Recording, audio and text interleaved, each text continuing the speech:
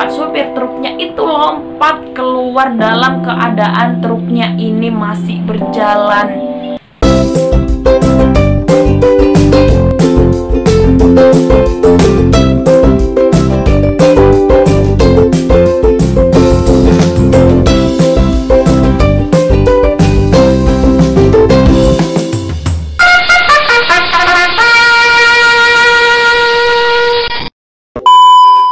Assalamualaikum guys, ketemu lagi di channel Vika Damani guys.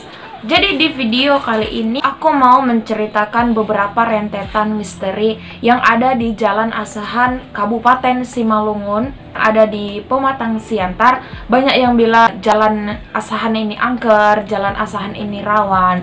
Jadi aku mau jelasin, memang banyak kejadian yang ada di Jalan Asahan ini, kecelakaan.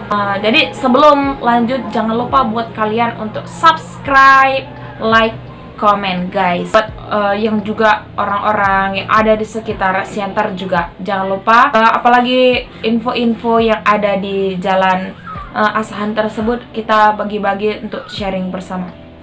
Nah, jadi ini aku ceritain ya dari mulai awal di tahun 2008 itu juga ada kecelakaan. Jadi aku mau ceritakan rentetan beberapa misteri yang ada di Jalan Asahan ini guys. Jalan Asahan ini adalah jalan penghubung antara Pematang Siantar menuju ke perdagangan dan perdagangan menuju ke Pematang Siantar. Jadi Jalan Asahan ini ada di dekat kampus aku, yaitu kampus Tai Uisu Pematang Siantar. Aku juga setiap mau ke kampus aku lewat Jalan Asahan itu. Jadi memang udah banyak sih, gak heran kalau misalnya jalan ini juga makan korban jiwa guys. Nah, jadi ada bapak-bapak ini kan juga, bapak-bapak setempat ini memang mengatakan bahwa banyak memang yang sering terjadi kecelakaan di jalan tersebut guys. Bapak ini pun mengatakan bahwa di Jalan Asahan itu sering terjadi kecelakaan dan itu beruntut tanpa tahu apa penyebabnya. Tanpa tahu jelas apa penyebabnya, itu sering terjadi begitu aja. Di tahun 2008 itu ada kecelakaan juga di Jalan Asahan. Kemudian di tahun 2015 itu ada juga kecelakaan 2017. Dan kemarin di tahun 2020 itu juga terjadi kecelakaan beruntun di Jalan Asahan tersebut guys.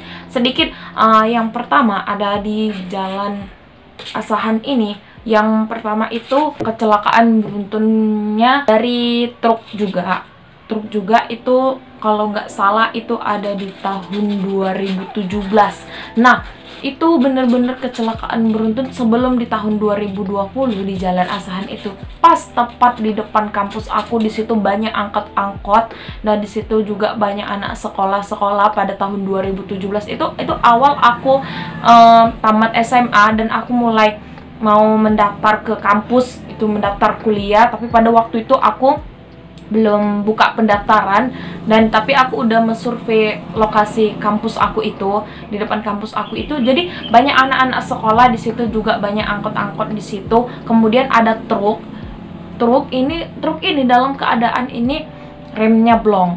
Nah, remnya blong, jadi truk ini menabrak angkot-angkot yang ada di depan kampus aku. Di depan kampus aku itu juga di situ ada sekolah. Nah, jadi angkot itu isinya adalah anak-anak sekolah.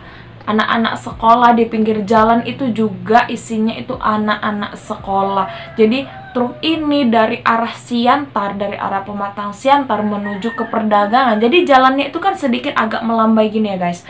Nah, jadi truknya itu remnya blong. Jadi bayangkan jalannya itu agak melambai. Nah, posisi truknya itu menabrak angkot tersebut yang isinya itu banyak sekali orang, banyak sekali anak sekolah, dan itu asli beruntun.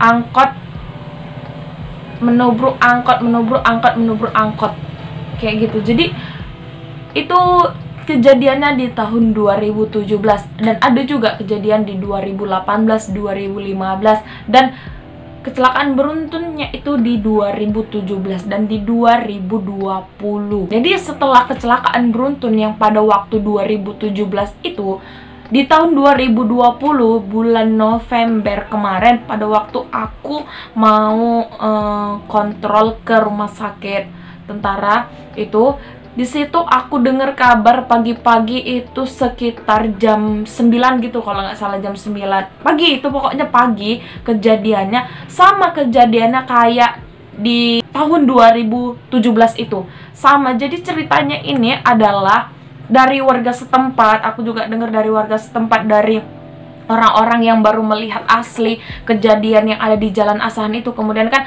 cerita-cerita, ngobrol-ngobrol sama aku di rumah sakit. Jadi menurut ceritanya ini truk ini ngangkat serbu apa sih namanya, bubur dari untuk kertas itu yang menuju arah ke perdagangan. Jadi truk ini remnya itu udah blong mulai dari lampu merah. Nah, remnya itu udah blong mulai dari lampu merah, kemudian itu sampai, dan jarak dari lampu merah itu sampai ke Jalan Asahan di depan, pas di depan kampusku itu yang terjadi kecelakaan beruntunnya itu jaraknya itu jauh. Berarti remnya blong itu udah mulai dari lampu merah yang ada di rambung merah itu, dan itu jaraknya jauh lah. Pokoknya itu ada sekitar berapa kilo gitu ya, pokoknya jauh. Berarti remnya blong itu mulai dari lampu merah itu.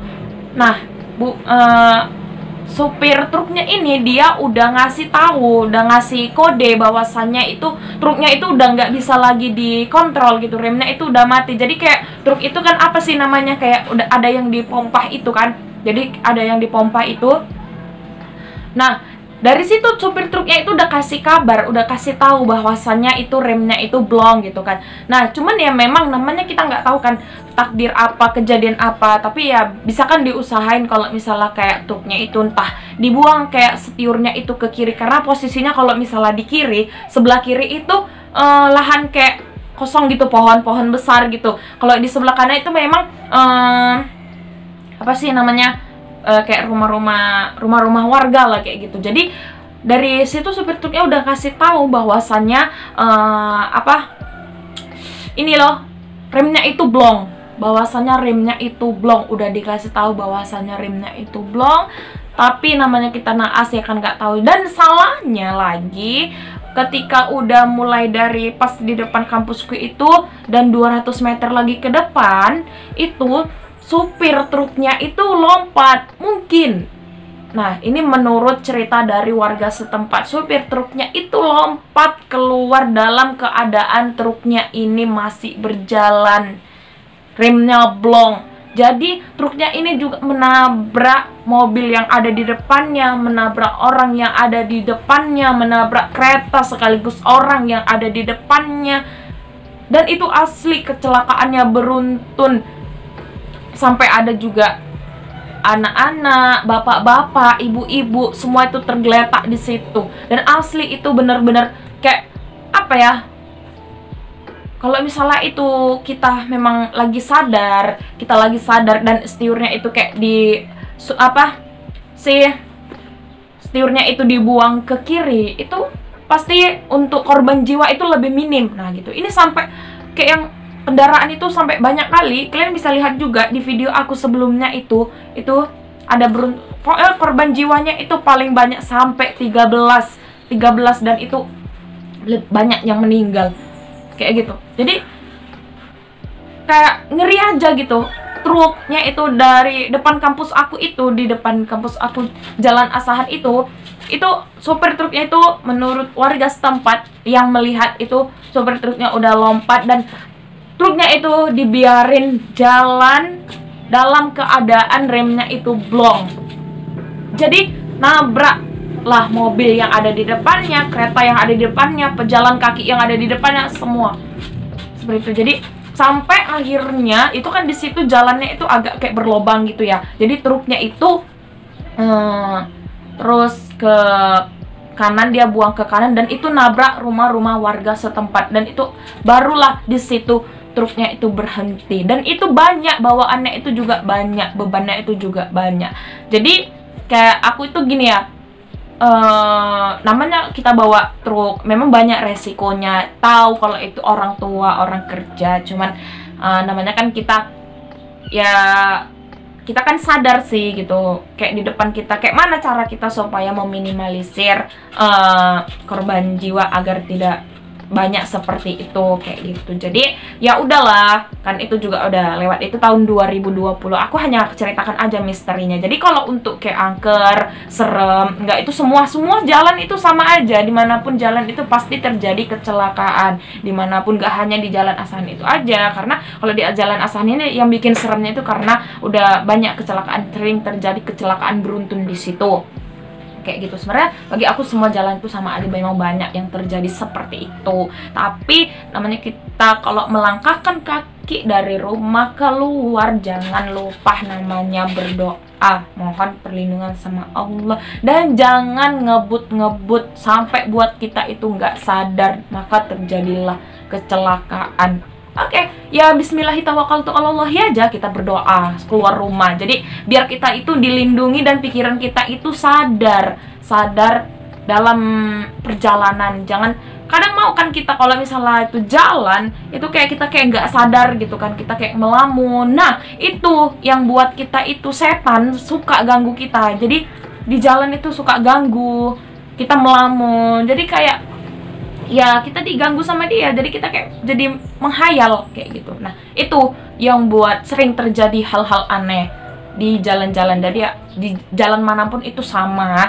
Jadi nggak hanya kayak cerita-cerita orang, oh itu Jalan Asahan itu memang ngeri, angker kayak gitu kan. Aku ya alhamdulillah selama kuliah di situ, alhamdulillah Allah masih melindungi gitu kan. Ya mudah-mudahan nggak ada terjadi apapun. Jadi banyak cerita Jalan Asahan itu ngeri, Jalan Asahan itu angker, jangan lewat situ, jangan apa gini segala macam, angker, banyak kejadian kayak gini, nggak ada. Ya namanya kan orang udah meninggal, ya udahlah gitu, kita doain aja semoga ditempatkan di sisinya dengan sebaik-baiknya seperti itu. Jadi jangan lupa juga kita selalu berdoa kepada Allah, mohon perlindungan kepada Allah ketika kita keluar dari rumah, melangkahkan kaki satu langkah aja kita keluar rumah, kita itu harus berdoa memohon perlindungan kepada Allah. Oke, jadi itu aja cerita sedikit rentetan misteri yang ada di Jalan Asahan kan guys. Jangan lupa buat kalian untuk subscribe guys, like and comment buat kalian mana tahu ada info-info lagi dari jalan tersebut.